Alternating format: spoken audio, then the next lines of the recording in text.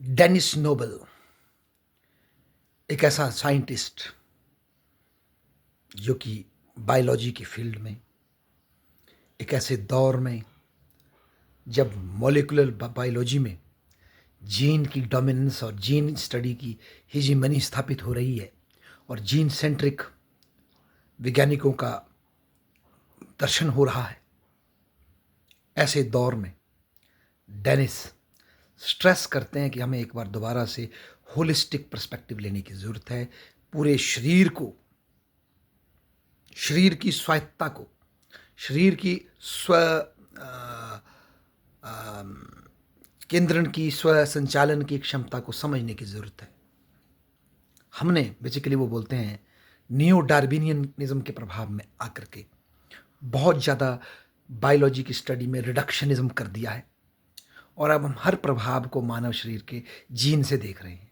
इसी कॉन्टेक्स्ट में human genome project, जो कि आज से 20-30 साल पहले बड़े ढोल बाजे नगाड़े के साथ शुरू किया गया, उसमें ये अजूम किया गया कि कुछ सालों में जब हम सारी जीन सीक्वेंसिंग कर लेंगे तो हम शायद मानव के भविष्य में आने वाली एक एक बीमारी को उसकी एक एक पोटेंशियल जीन के साथ, एक एक जीन के साथ पोटेंशियली लिंक कर सकेंगे और इससे मानव का इलाज बहुत ही हाई लेवल पे पहुंच जाएगा।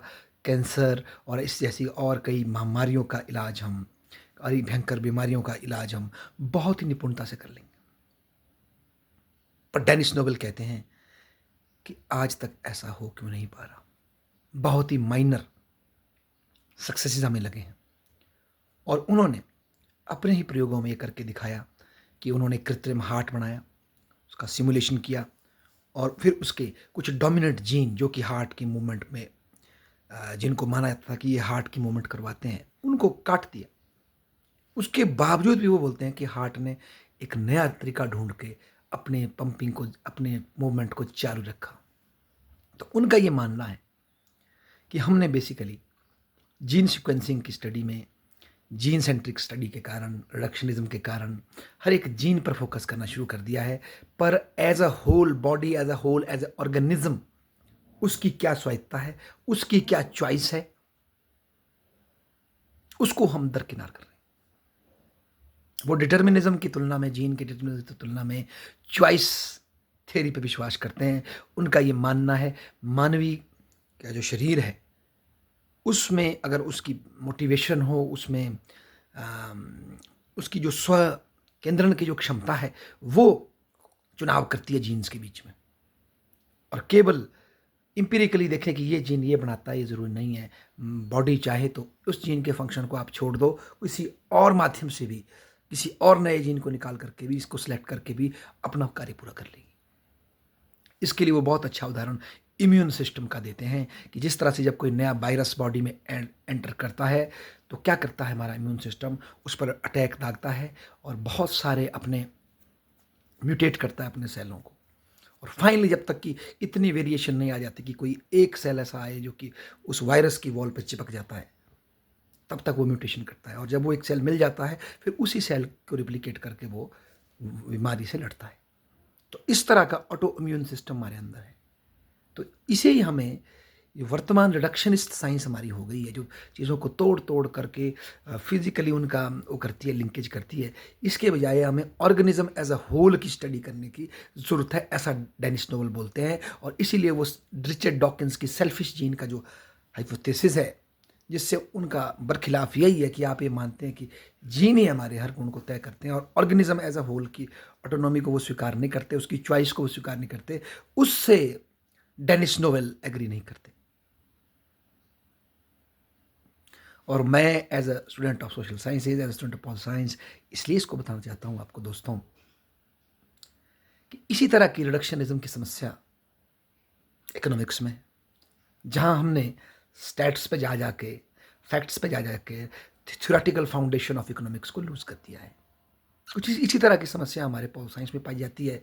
कई मेरे हमारे मित्र, कई हमारे साथी फैक्ट्स और फिर उसके साथ उसके लिंकेज और उसके वो डाटा कलेक्शन पर बहुत ज़्यादा रिलाई करते हैं, बजाय पहले थ्योरेटिकल फाउंडेशन ऑफ अंडरस्टैंडिंग को फोकस करने के।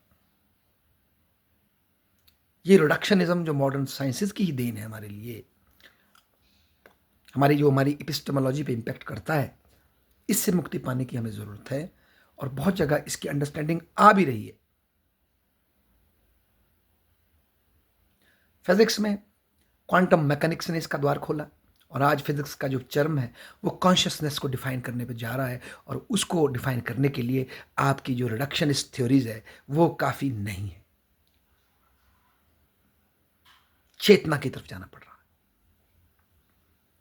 तो ऐसे दौर में हम जी रहे हैं जहां डेनिस नोवेल जैसा व्यक्ति बिल्कुल अपने जीवन के अंतिम क्षण में निरंतर कार्यरत है इस रिडक्शनिज्म की थ्योरी को चेंज करके फिर से बायोलॉजी की स्टडी में होलिस्टिक अप्रोच को अपनाने के लिए, मोटिवेट करने के लिए वो कार्यरत हैं और उनके साथ बहुत से और लोग भी हैं जो इस विषय में कार्य कर रहे हैं, जो सेल की डेफिनेशन को, सेल की परिभाषा को एक नए एंगल से दिखाने का प्रयास कर रहे हैं और मानव के शरीर को एज अ होल एक ऑटोनोमस के रूप में स्टडी करना चाहते हैं। मुझे लगता है जब ऐसा होगा तो शायद हमारी आयुर्वेदा को भी प्रॉपर रिकॉग्निशन मिलेगी, उनको अंडरस्टैंड होगा। हालांकि हम तो आगे बढ़ेंगे पर उनको समझ आएगा, होम्योपैथी को बेटर समझ सकेंगे, नेचुरोपैथी को बेटर समझ सकेंगे, कैसे शरीर हील करता है।